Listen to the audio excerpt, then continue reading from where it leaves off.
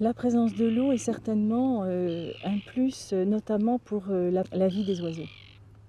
En général, quand nous avons installé cette propriété, pris cette propriété et restauré, il y avait un pré au départ. Donc 3 pommiers, vous voyez que c'est une flore tout à fait restreinte. Au fur et à mesure que nous avons d'abord planté, c'est vrai que tout ce qui est arbuste à baies intéresse beaucoup les oiseaux. Et quand l'eau a été implantée, on s'est aperçu que vraiment le nombre des oiseaux croissait particulièrement. Et puis on attire grâce à ça de grands oiseaux, comme les hérons par exemple, qui à la fois viennent prélever leur nourriture, et donc, mais en même temps sont utiles parce qu'ils me permettent de faire une régulation. Sans ça, les poissons se multiplient, je vous disais, très vite. Donc j'allais dire, cette imbrication à la fois faune, flore, eau, qui est très, très importante.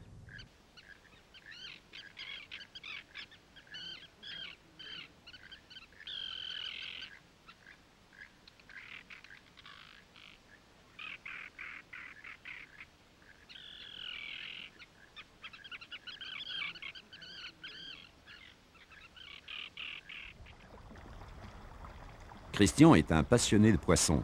Il a choisi d'en peupler son bassin. Il apprécie spécialement ces carpes originaires d'Asie qu'on appelle carpes koi. Christian nous raconte comment il a procédé pour installer son bassin. Donc j'ai toujours eu des aquariums, des petits bacs, des petits bassins, jusqu'au jour où j'ai eu la chance pour des besoins professionnels d'aller à Taïwan, d'aller au Japon. Et puis là, c'était un émerveillement, c'était la révélation. Il y avait des koi partout.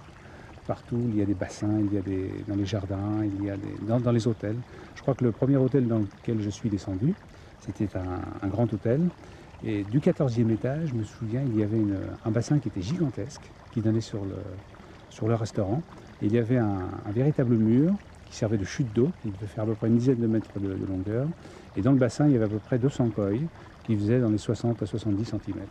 C'était assez extraordinaire. Et donc on pouvait manger juste au bord du bassin.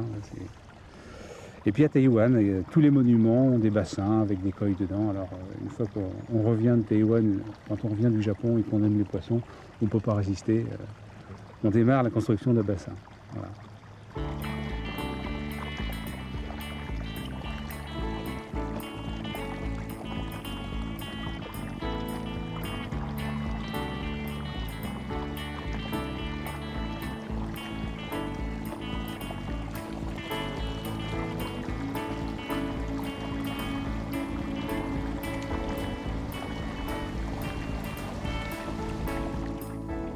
Jean-François, lui, a créé une véritable oasis de nature.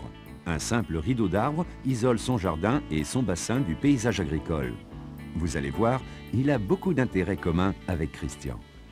Et ça a amené plein de vie en plus, parce que il y a les poissons, plus tous les animaux qui viennent tous les soirs, les tourterelles, j'ai des écureuils aussi, j'ai des tas de choses. Ça anime carrément le devant de la maison. Elles n'ont pas toutes la même technique.